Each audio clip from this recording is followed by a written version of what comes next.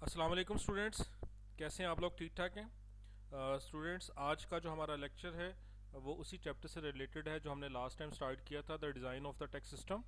तो स्टूडेंट्स, इसके अंदर आज हम लोगों ने एक नया टॉपिक पढ़ना है और आज का हमारा जो टॉपिक है वो है taxes and efficiency. Student, her government का एम होता है कि वो टैक्स से ज़्यादा से ज़्यादा रकम को जनरेट करे, और टैक्स से ज़्यादा रकम को जनरेट करने के लिए गवर्नमेंट के पास बेशुमार तरीके होते हैं जिससे वो उस रकम को जनरेट कर सकती है। लेकिन स्टूडेंट्स, जब टैक्स सिस्टम का डिज़ाइन बनाया जा रहा होता है तो वहाँ पर पॉलिसी मेकर्स के माइंड के अंदर हमेशा दो ऑब्जेक्टिव ज़रूर होते हैं। नंबर वन एफिशिएंसी और नंबर टू इक्विटी। तो आज हमने स्टूडेंट्स पढ़ना है टैक्सेस एंड एफिशिएंसी। इंशाल्लाह नेक्स्ट लेक्चर के अंदर मैं आपको टैक्सेस और इक्विटी के बारे में समझाऊंगा। तो आज हम स्टार्ट करते हैं जी, टैक्सेस एंड एफिशिएंसी। स्टूडेंट्स, एक बात याद रखनी है, हम अपने टैक्स सिस्टम को उस वक्त मोर एफिशिएंट बना सकते हैं if it raises the same amount of revenue at a smaller cost to tax payer. जब हम क्या करें, same amount of revenue generate करें और उसके बदले में जो टैक्स पेयर है उसको जो कॉस्ट है वो कम से कम बेयर करनी पड़े। अब मेन क्वेश्चन ये है कि what are the cost of the taxes to tax pairs.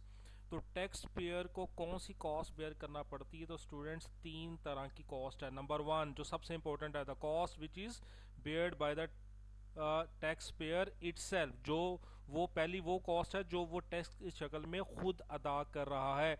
और जब स्टूडेंट टैक्स इम्पोज होता है तो दो तरह की कॉस्ट और भी होती है जिनको हमेशा पॉलिसी मेकर टैक्स डिज़ाइन करते वक्त कोशिश करते हैं कि वो इस तरह की कॉस्ट को अवॉइड करें या कम से कम रखें। उसमें से एक है स्टूडेंट्स डेड वेट लॉस, और दूसरे नंबर पे है एडमिनिस्ट्रेटिव बर्डन्स। तो स्टूडेंट्स, डेड वेट लॉस क्या होता है और एडमिनिस्ट्रेटिव बर्डन क्या होता है, इनके बारे में भी हम पढ़ते हैं और फिर एट द एंड देखेंगे कि क्या अगर हमें टैक्स सिस्टम को एफिशिएंट बनाना है तो इन दोनों को क्या करना पड़ेगा। तो स्टूडेंट्स, सबसे पहले देखते हैं डेड वेट लॉस। ऑलरेडी मैं आपको प्रीवियस चैप्टर के अंदर स्टूडेंट्स ये टॉपिक पढ़ा चुका हूँ। डेड वेट लॉस के बारे में मैंने आपको बताया था, the fall in total surplus due to tax is called dead weight loss. Tax की वजह से जो हमारा ओवरऑल सरप्लस कम होता है उसको हम डेड वेट लॉस कहते हैं।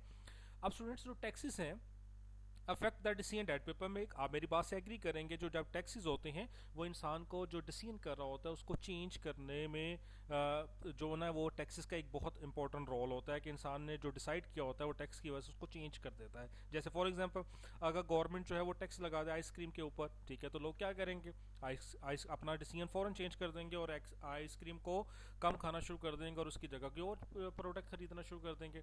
और इसी तरह अगर गवर्नमेंट टैक्स लगा दे बड़े घरों के ऊपर तो लोग क्या करेंगे, लोग उसकी बजाय छोटे घर खरीदना शुरू कर देंगे और अपनी जो रकम है, इनकम, वो किसी और जगह पे स्पेंड करना शुरू कर देंगे। इसी तरह अगर गवर्नमेंट टैक्स लगा दे लेबर अर्निंग के ऊपर तो लोग क्या करेंगे, काम करना कम कर देंगे। ठीक है स्टूडेंट्स, क्यों? Because taxes distort incentives, they Intel dead weight losses. ये स्टूडेंट्स आपने याद रखना है। और दूसरी सबसे बड़ी बात जो मैं आपको बताने लगा हूँ, आपको नज़र भी आ रही है कि the dead weight loss of a tax is the reduction of the economic well being of tax payers in excess of the amount of revenue raise by the government. वो क्या कहना चाहता है मैं आपको बताता हूँ। वो ये कहना चाह रहा है कि डेड वेट लॉस की वजह से जो हमारा टोटल सरप्लस है, जो सोसाइटी का सरप्लस है, वो ओवरऑल कम हो जाता है उस रकम से जो गवर्नमेंट टैक्स की शक्ल में हमसे वसूल करती है। यानी जब गवर्नमेंट हमसे टैक्स वसूल करेगी तो गवर्नमेंट का रेवेन्यू जितना आएगा उससे जो हमारा ओवरऑल सरप्लस है वो कम हो जाएगा। कैसे, मैं अब आपको एक एग्जांपल से समझाता हूँ। स्टूडेंट्स, फर्ज करें कि दो लोग हैं, एक मिस्टर ए और एक मिस्टर बी। मिस्टर ए जो है वो पिज़्ज़ा ख़रीदना चाहता है और उसकी विलिंग है कि वो $8 में उसको परचेज कर लेगा, और मिस्टर बी की जो विलिंगनेस है वो है $6। वो उसी पिज़्ज़ा को $6 में ख़रीदना चाहता है। अगर उस पर टैक्स नहीं लगा और उसमें वही कॉस्ट चार्ज की जा रही है जो उसको बनाने पर लगी थी, तो अज्यूम करते हैं कि विदाउट टैक्स उस पिज़्ज़ा की कॉस्ट है या प्राइस है $5। अब मिस्टर ए जो है स्टूडेंट्स, वो कितना विलिंग है उसको पे करने के लिए उस पिज़्ज़ा के ऊपर $8, और उसकी प्राइस क्या विदाउट टैक्स $5। इसका मतलब ये है कि मिस्टर ए के लिए जो कंज्यूमर सरप्लस है वो $3 हो जाएगा, और मिस्टर बी जो है विलिंग है $6 के अंदर और प्राइस है विदाउट टैक्स $5, तो वो भी जो है वो $1 उसको भी सरप्लस होगा। और अगर हम मिस्टर ए और मिस्टर बी दोनों के सरप्लस को ऐड कर दें तो हम देखते हैं कि मार्केट में जो टोटल सरप्लस है वो $4 का है। नो सपोज गवर्नमेंट जो है वो $2 टैक्स लगा देती है ऑन पिज़्ज़ा प्राइस, ठीक है। तो अब इसका मतलब है कि विदाउट टैक्स उसकी प्राइस क्या थी, $5। जो ही $2 पिज़्ज़ा के ऊपर टैक्स लग जाता है तो उसकी प्राइस बढ़ के कितनी होगी, $7। अब क्या मिस्टर ए उसको परचेज करने के लिए विलिंग है? जी ज़रूर है, क्योंकि मिस्टर ए तो $8 में खरीदने के लिए तैयार था। अभी भी उसकी प्राइस $8, इसका मतलब ये है कि उसको फ़ौरन परचेज कर लेगा। और अब मिस्टर ए को जो सरप्लस है वो $1 का होगा। लेकिन क्या देखते हैं कि मिस्टर बी उसको खरीदने के लिए तैयार है, तो वो बिल्कुल नहीं है। क्यों? क्योंकि मिस्टर बी $6 में उसको खरीदने के लिए तैयार था। अब उसकी प्राइस होगी $60, लिहाजा मिस्टर बी ने उसको खरीदने से मना कर दिया। अब यहाँ पर अगर हम देखें तो गवर्नमेंट ने टोटल टैक्स कितना कलेक्ट किया स्टूडेंट्स, $2। वही $2 जो कि मिस्टर ए के पिज़्ज़ा के ऊपर उसको हासिल हुआ है। लेकिन जो ओवरऑल सरप्लस जो हमें विदाउट टैक्स पहले $4 का हो रहा था वो अब कम होके कितना हो गया है, सिर्फ $1, ठीक है। और बाकी $3 क्या हो गया, वो कम हो गया। यही वो हमें बताना चाह रहे थे कि जब डेड वेट लॉस होता है, यानी और डेड वेट लॉस किसकी वजह से होता है, टैक्स की वजह से। जब टैक्स की वजह से डेड वेट लॉस होता है तो हम गवर्नमेंट जितना रेवेन्यू कलेक्ट करती है वो हमेशा उस अमाउंट से कम होता है जो बगैर टैक्स के ओवरऑल हमें सरप्लस होता है, ठीक है। जैसे कि अगर हम इस केस पे देखें तो अब हमारा डेड वेट लॉस कितना हो गया, $1। क्यों? क्योंकि $2 गवर्नमेंट ने कलेक्ट किया in the shape of taxis, और $3 हमारा टैक्स की वजह से हमारा जो सरप्लस है वो कम हो गया। तो हमें टैक्स लगने की वजह से ओवरऑल सोसाइटी में जो डेड वेट लॉस हुआ है वो $1 का हुआ है। अब स्टूडेंट्स उसकी दूसरी वजह मैं आपको बताता हूँ। मैंने आपको बताया था कि एक वो कॉस्ट है जो कि डेड वेट लॉस की शक्ल में है, और एक कॉस्ट होती है जो एडमिनिस्ट्रेटिव बर्डन्स है। अब स्टूडेंट्स ये जो एडमिनिस्ट्रेटिव बर्डन्स हैं वो भी किसी भी टैक्स सिस्टम के अंदर उसको इनएफिशिएंसी क्रिएट करती है।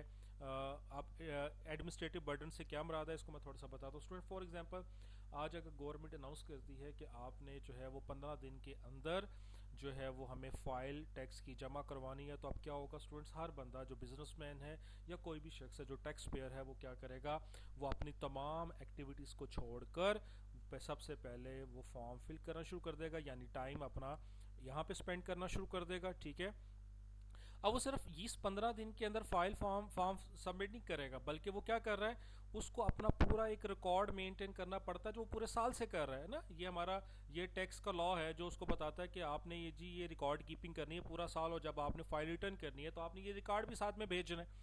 तो वो क्या करता है, वो पूरा साल इसी काम पे मसरूफ रहता है, जिसकी वजह से वो अपने ऊपर इसको एक बर्डन समझता है, ठीक है स्टूडेंट्स।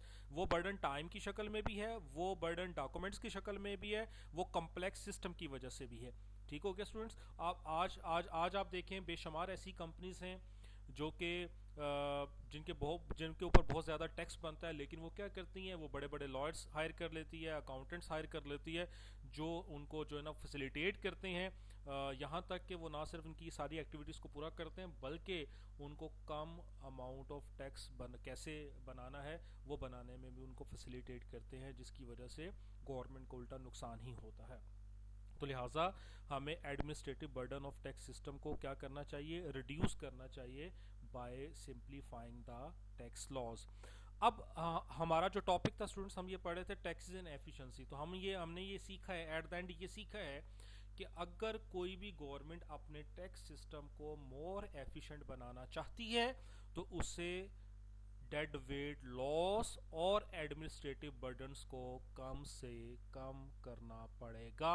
अगर वो डेड वेट लॉस और एडमिनिस्ट्रेटिव बर्डन को मिनिमाइज कर लेती है तो इट मीन्स कि वो उस मुल्क का जो टैक्स सिस्टम है वो मोर एफिशिएंट है। तो स्टूडेंट्स इसी चैप्टर में कुछ और चीज़ें भी हैं इसके से रिलेटेड, वो भी मैं आपके साथ डिस्कस करता हूँ, क्योंकि इकोनॉमिस्ट कहते हैं कि जब आप एफिशिएंसी और इक्विटी को डिस्कस कर रहे होते हैं तो वहाँ पे कुछ रेट्स का रोल भी बहुत इंपॉर्टेंट होता है। उसमें दो तरह के रेट्स हैं स्टूडेंट्स, एक एवरेज टैक्स रेट और एक मार्जिनल टैक्स रेट।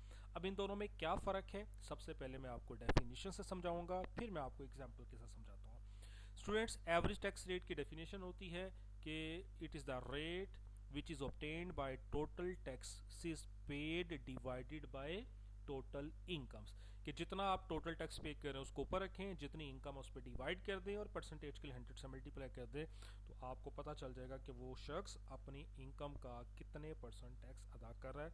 तो यहाँ से हम एवरेज टैक्स रेट कैलकुलेट कर सकते हैं। उसके बाद स्टूडेंट दूसरा है marginal tax rate. Marginal tax rate क्या होता है? The marginal tax rate is the extra taxes paid on an additional dollar of income, के ये मार्जिन टैक्स रेट वो टैक्स रेट होता है स्टूडेंट जो हम अदा करते हैं, एक्स्ट्रा टैक्स अदा करते हैं एडिशनल डॉलर ऑफ इनकम के ऊपर। ये क्या कहना चाह रहा है, इसको मैं एक एग्जांपल से आपको समझाता हूँ। स्टूडेंट्स फर्ज करें कि गवर्नमेंट अनाउंस करती है कि जिस शख्स की जितनी भी इनकम है वो उसमें से फर्स्ट $50,000 इनकम के ऊपर 20% टैक्स अदा करेगा और रिमेनिंग अमाउंट के ऊपर जो एक्स्ट्रा अबव अमाउंट है 50,000 से उसके ऊपर 50% टैक्स अदा करेगा। अगर इस सिस्टम के मुताबिक हम अज्यूम करें कि किसी शख्स की इनकम $60,000 है, तो बताएं उसके ऊपर कितना टैक्स बनेगा। अब स्टूडेंट्स हमने क्या किया, पढ़ा है इसके अंदर कि जी गवर्नमेंट ने कहा कि फर्स्ट 50,000 के ऊपर 20% है, तो अगर हम फर्स्ट 50,000 के ऊपर 20% निकालें तो कितना टैक्स बनता है $10,000। तो उस शख्स की इनकम कितनी है $60,000, तो अबव के ऊपर कितना है 50%, तो अगर 60 में से 50 निकाल दें तो अबव बन रहा है $10,000 के ऊपर अगर हम 50% कैलकुलेट करें तो इट इज़ $5,000 और टोटल अगर टैक्स बन गया 60,000 इनकम के ऊपर $15,000। अब स्टूडेंट्स हम इसी की मदद से देखते हैं कि एवरेज टैक्स रेट क्या और मार्जिनल टैक्स रेट क्या।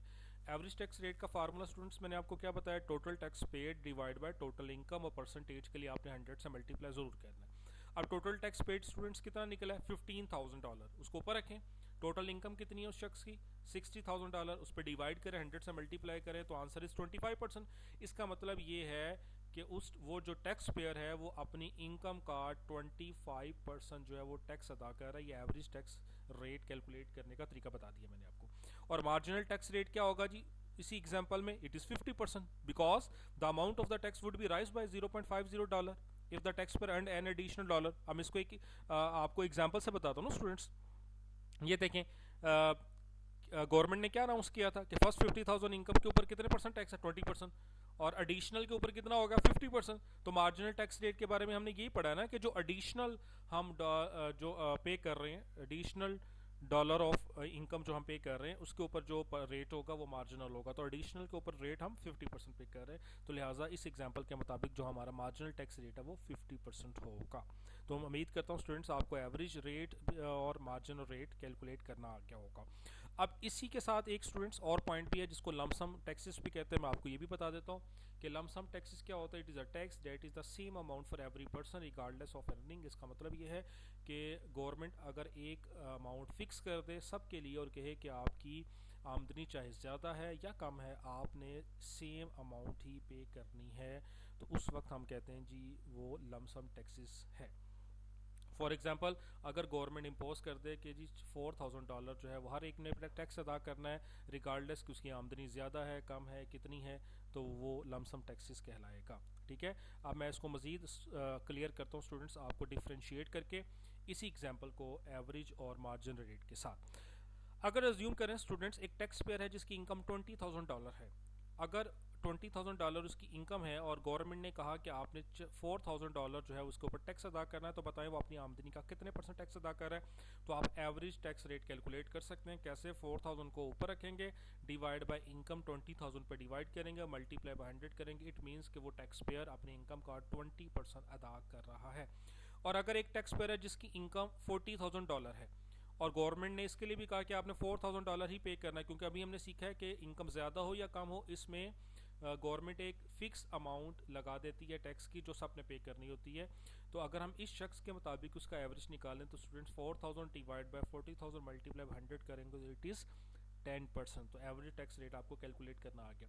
लेकिन इन दोनों केसेस के अंदर जो मार्जिनल टैक्स रेट है वो क्या होगा, zero, because N additional dollar of income would not change the amount of tax. आपने देखा ना स्टूडेंट्स के इसमें अगर जितनी मर्जी आमदनी बढ़ती जाए लेकिन टैक्स का रेट जो है वो चेंज नहीं हो रहा है, लिहाजा इन दोनों सूरतों में लमसम टैक्स के अंदर जो मार्जिनल टैक्स रेट होता है वो हमेशा ज़ीरो होगा। तो स्टूडेंट्स ये आज का हमारा लेक्चर था, उम्मीद करता हूँ कि आपको क्लियर हो गया है। मैं थोड़ा सा आपको रिवाइज करवा देता हूँ स्टूडेंट्स।